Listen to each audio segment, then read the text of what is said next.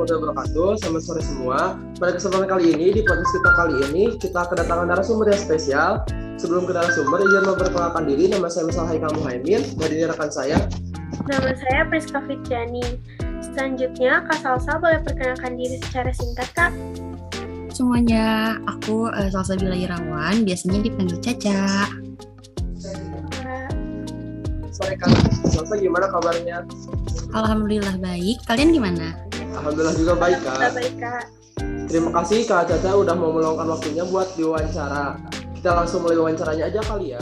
Pada segmen kali ini, kita akan membahas tentang Kak Salsabila nih. Jadi, Kak Salsa saat ini sudah bekerja di perusahaan Medtech. Kira-kira sudah berapa lama ya Kak bekerja di sana kalau boleh tahu?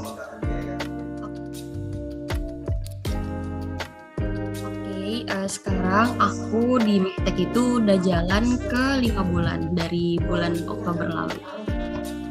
Kalau untuk posisinya, Kak Salsa menempati jabatan apa? Sekarang aku posisinya ada di Talent Development Manager, di bawah Head of HR. Jadi aku megang bagian Talent Development, cuman masih di bagian Departemen HR. Itu. Oh, terima kasih Kak. Sekarang kita langsung mulai ngobrol-ngobrol aja nih dengan Kak Caca. Tentang gimana cara membuka kesempatan supaya akhirnya bisa melamar di perusahaan Medtech ini dan juga bisa lolos interviewnya. Kita mulai aja pada pertanyaan pertama. Boleh cerita gak awal mula kakak bekerja di perusahaan Medtech ini?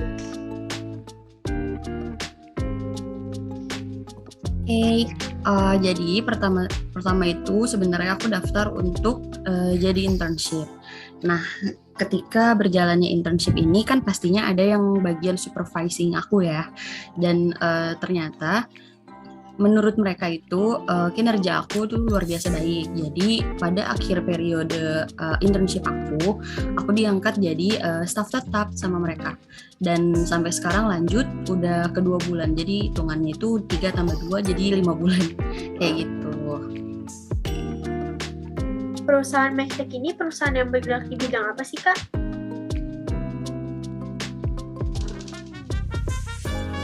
Perusahaan Medtech ini jadi dia startup yang bergerak di bidang education technology. Nah, di dalamnya ini Medtech memberikan pelatihan software teknik. Jadi pastinya targetnya itu mahasiswa teknik ya. Nah, jadi produk yang dijual itu kayak ada Medtech Fundamental yang melakukan pelatihan secara online dan offline, terus juga ada courses yang mempelajari software teknik secara mendalam, lalu ada bootcamp yaitu pelatihan, lalu ada software teknik, bootcamp ini mempelajari 4 software teknik yang dimana kalian nanti akan dapat 4 sertifikat sekaligus di akhir periode. Terus lagi, yang terakhir ada Medtech Projects yang dimana mereka ini mengerjakan project sesuai request kebutuhan klien berupa desain 2 dimensi atau 3 dimensi dan simulasi menggunakan software teknik. Seperti itu. Oh, jadi seperti itu Kak. Baik, untuk pertanyaan berikutnya, gimana caranya kakak tahu perusahaan ini sedang membuka lowongan pekerjaan? Oke, aku tahunya ini dari LinkedIn karena aku selalu aktif di LinkedIn ya. Jadi aktif di LinkedIn itu nggak cuma buat dapetin pekerjaan aja, jadi informasi apapun yang aku dapat di LinkedIn itu termasuk kayak berita-berita terkini tentang perusahaan yang aku follow, terus juga bahkan info-info tentang pasar saham juga ada di sana, sampai ke lowongan kerja. Jadi aku tahu Medtech ini sebenarnya dari LinkedIn dan finds out kalau Medtech ini prospeknya bagus karena mereka ini di bidang education technology yang sekiranya punya kesempatan yang untuk berkembang pesat lah di masa depan. Jadi aku mencoba untuk daftar gitu. Bagaimana sih Kak cara untuk melamar pekerjaan di perusahaan kakak ini?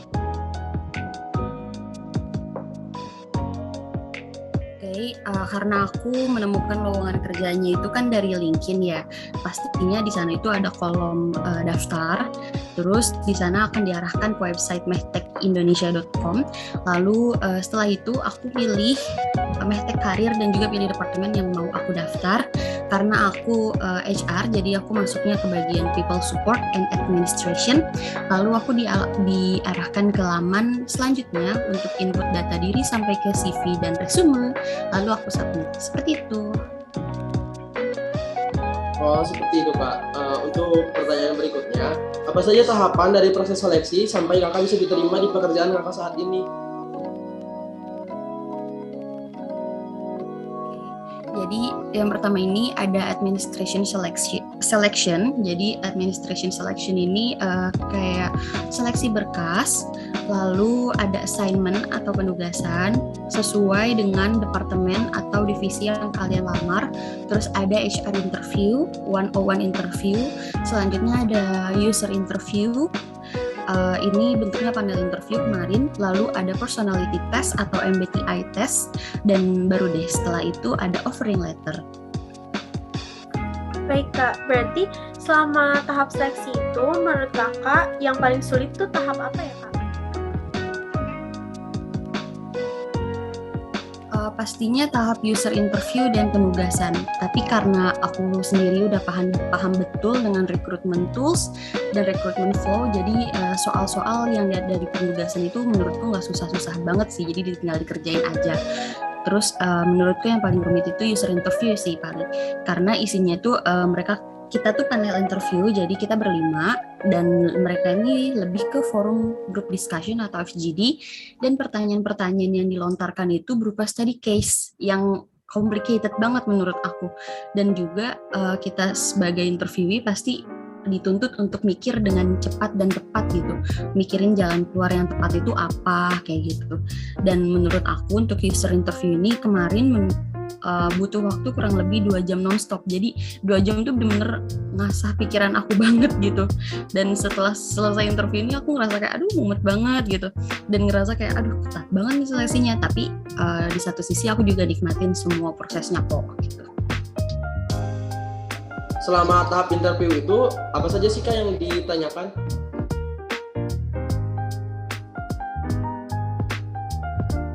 Kalau HR interview itu pastinya ditanyain tentang latar belakang pendidikan, terus juga pengalaman di bidang yang relevan, terus juga ketertarikan kamu di bidang yang kamu apply, dan sampai mana sih kamu tahu tentang perusahaan yang kamu lamar.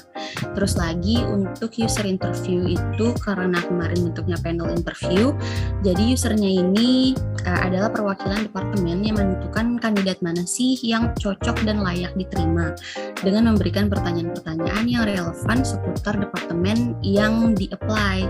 Jadi lebih mengasah otak kayak case study atau pemecahan masalah seperti itu.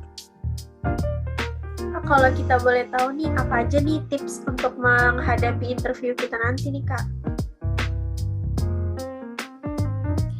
Oke, pastinya tips-tipsnya itu yang pertama adalah self-prepare, yaitu tidur yang cukup, terus juga pikiran jangan mumet, dan juga kalau di HR interview itu kita harus jawab sejujur-jujurnya pertanyaan yang dilontarkan, dan jangan sampai bohong tentang pengalaman atau latar belakang pendidikan kamu atau latar belakang pengalaman-pengalaman kerja kamu kayak gitu.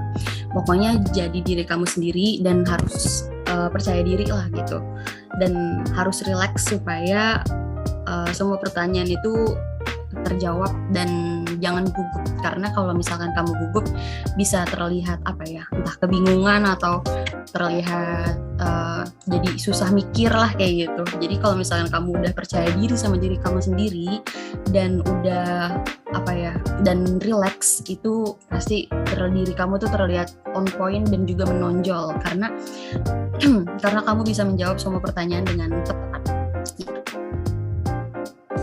Oh, jadi seperti itu ya tips-tips untuk menghadapi interview. Nah, lalu bagaimana kamu bagi waktu kerja sementara Kakak sendiri ini masih kuliah?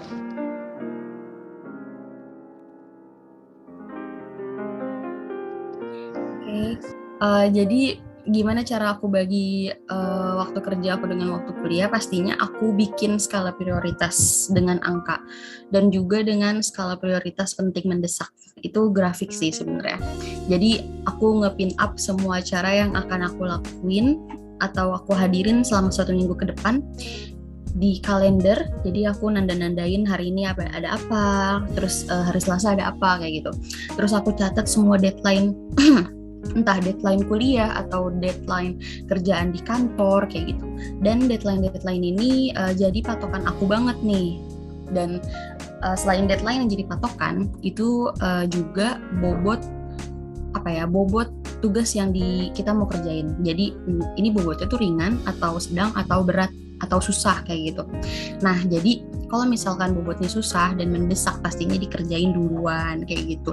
Jadi menurutku dengan skala prioritas dan juga grafik penting mendesak ini, menurutku ini membantu aku banget sih dengan bikin aku jadi lebih terorganisir dan lebih tertata rapih. Jadi aku nggak semerta-merta ngerjain kayak moodnya ngerjain dulu deh, enggak sih.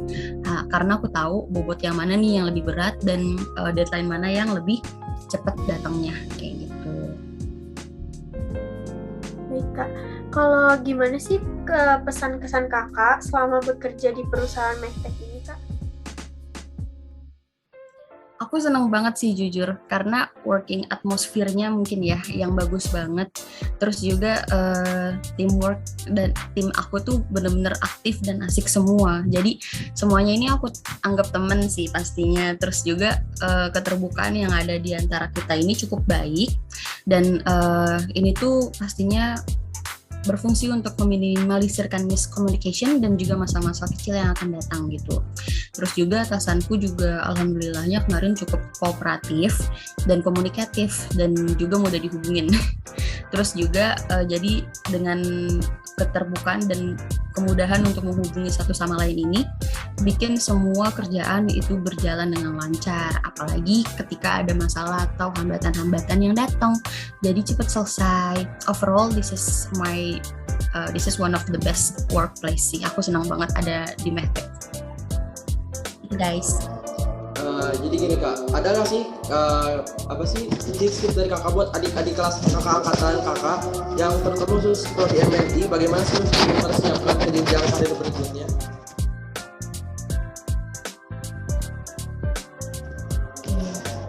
Sebenarnya kesan-pesannya itu menurutku sendiri itu kalian jangan pernah ragu untuk mencoba sesuatu yang baru dan jangan pernah ragu untuk keluar dari zona nyaman. Jadi pertama-tama, tapi untuk keluar dari zona nyaman itu aku tahu itu bikin gak nyaman, bikin kayak nggak biasa nih aku kayak gini gitu. Dan juga usahain untuk nemuin passion kalian secepat mungkin, karena memang nggak ada kata terlambat, cuman it will be better kalau misalkan kalian nemuin passion kalian dengan cepat. Dan juga kalau misalkan kalian udah nemuin passion kalian, pasti kalian udah bisa gerak kayak gue tahu nih mau kemana nih gitu, gue tahu nih langkah selanjutnya mau ngapain nih kayak gitu kan. Kalau misalkan udah nemu passion yang tepat, jadi tahu gitu langkah selanjutnya mau ngapain dan mau kemana dibawa, arahnya tuh mau dibawa kemana kayak gitu. Terus juga ya gitu sih, keluar dari zona nyaman yang benar-benar bikin aku berubah banget dan bikin aku udah sampai sekarang gitu.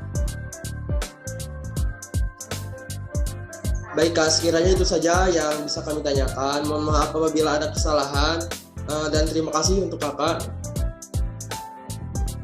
Terima kasih Kak Salsa atas waktunya karena sudah mau berbagi informasi kepada kita Kak. Sama-sama semuanya, semangat terus ya. Dadah. Makasih Kak.